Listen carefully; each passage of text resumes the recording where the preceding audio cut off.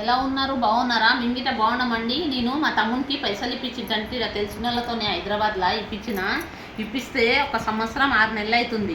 ఇదివరకు వాళ్ళు ఇస్తలేరు. మొన్న ఊరిపోయినామండి. నేను మా అక్కలు అడగలేరు, గింత అడగలేరు వాళ్ళు. మా అన్న ఉండడు, నాకంటే పెద్దడు. ఓన్ పెండ్లం వాళ్ళు అస్సలు గింత అడగరు.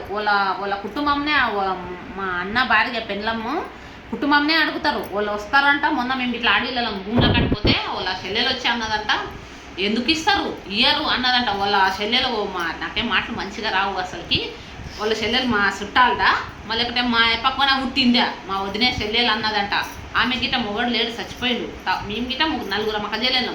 మా అమ్మ భూమి మేము తీసుకుంటాం. మధ్యలో అదొచ్చేవతి చెప్పనీకే బిడ్డే. నా వీడియో గిట్ట చూస్తే చూడు, ఆమె చెప్పే హక్కు లేదు కదా నీ కుటుంబం. కానీ ఇప్పుడు ఆమె భర్త చచ్చిపోతే వచ్చి వాళ్ళ అమ్మోళ్ళ ఇంట్లోనే ఉండదు. ఆమె వేరే వాళ్ళ అక్కడ అత్తలతో లేదేం లేదు, వచ్చి వాళ్ళ అమ్మోళ్ళ ఇంట్లోనే పడ్డది, వాళ్ళ అన్నలతోనే పడ్డది. ఆమె గిట్ట 3 అన్నోళ్ళు. వాళ్ళు ఎట్లా చూసుకుంటున్నారు.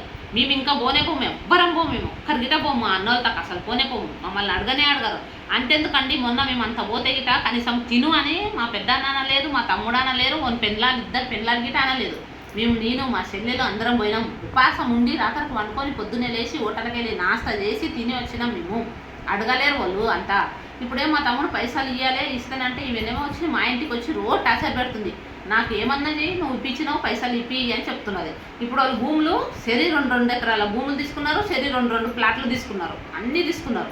వాటికి మా తమ్ముడు కన్నా మా తమ్ముడు భూమి ఉంది, మా అప్ప సంపాదించిందే ఉంది.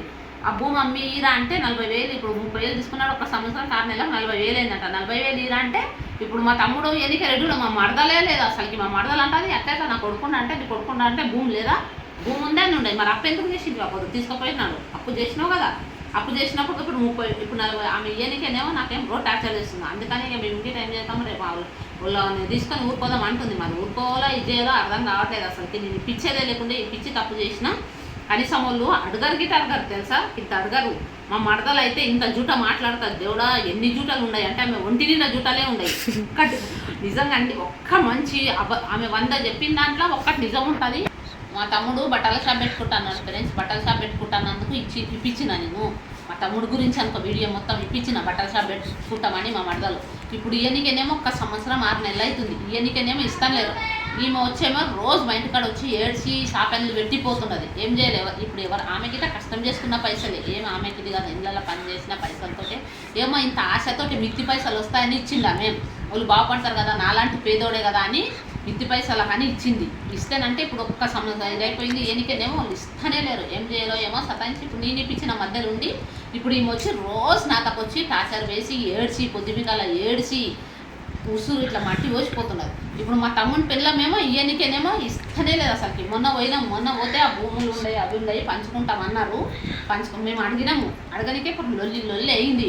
నేనన్నా ఆ భూమి అమ్మ అమ్మి ఆమెకు 40,000 ఇచ్చేద్దాం, పైసలు ఆమె కానీ ఇవన్నీకే ఇదైంది. ఇప్పుడు ఏం చేయాలి. ఇప్పుడు ఆమె అన్నది ఊరుకోదామని పోతేనంటే రేపు పోతే ఏం గొడవలు అవుతాయో ఏం లేదో నాకు అసలు అయితే అర్థమే కావట్లేదు. ఇప్పించేది లేకుండే ఇప్పించి ఇదైపోయింది. నేను గిట అసలు ఇలాంటి అన్నదమ్ములు ఎవ్వరికి ఉండరు. అది చూడండి నిజంగా ఫ్రెండ్స్, నేనైతే అదే అంట, ఇలాంటి వాళ్ళు ఉండరాదు అసలుకి. మంచి వాళ్ళు ఉంటారు అనుకో, కొంతమంది మంచి అన్నలు ఉంటారు, మంచి తమ్ముళ్ళు ఉంటారు. కొంతమంది మాత్రం చెడునా కొడుకులు ఉంటారు, చెడ్డనా కొడుకులు ఉంటారు. మాకుండే అన్నదమ్ములు మాత్రం చెడ్డనా కొడుకులు అనుకో, చాలా చెడ్డనా కొడుకులు ఉన్నారు. అసలు మంచోళ్ళు లేరు అనుకో. వాళ్ళు ఆడవిళ్ళని మా అమ్మని గిట అండి ఒక రూమ్లో పడేసి కుక్కల కన్నా హీనంగా చూసిండ్రు. ఆ తలుపు మూసేసి బయట పడేసి తిండి గిట పెట్టకుండా చంపేసిండ్రు వాళ్ళు. అట్లా చేసిండ్రు. మళ్ళీ ఆమె ఆస్తి మొత్తం తింటున్నారు, ఆస్తి మొత్తం తీసుకొని తింటున్నారు వాళ్ళు ఆమె తిని. కానీ అట్లా చేసిండ్రు. కుక్కల రూమ్ లేచి ఎట్లా కుక్కల కన్నా ఒక్కొక్కసారి మంచిగా ఇది చేస్తాం అంతకన్నా హీనంగా చేసిండ్రు వాళ్ళు మా అమ్మని. కానీ పోనీ వాళ్ళకి అట్లే చూస్తారు దేవుడు అనేది. కానీ ఈ మా తమ్ముడు ఒకటికి పైసలు ఇచ్చింటే ఒక పని అయిపోతుంది. నాకైతే టెన్షన్ తట్టుకోలేకపోతున్నా అసలు. రోజు వచ్చి ఏడ్చి షాపెన్లు పెట్టిపోతుంది. ఎవరిదైనా కష్టమే కదా. మా తమ్ముడు చూసి వీడియో చూస్తే ఆమెనేమో జైలుకి ఇస్తా అంటుంది, పోలీస్ కేసు పెడతా అంటుంది. పెడితే ఒప్పుకుంటారా, జైలు ఉంటారు. నేను ఇప్పించిన మధ్యలో ఉండి ఆమెది ఇస్తాడో ఏడో ఏం చేయడో. సరే ఫ్రెండ్స్, ఇంకా మళ్ళీ రేపటి నుంచి నా వీడియోలు మా తమ్ముడు మా అన్న గురించే వస్తాయి. సరేనా, నేను ఇంకా బాయ్.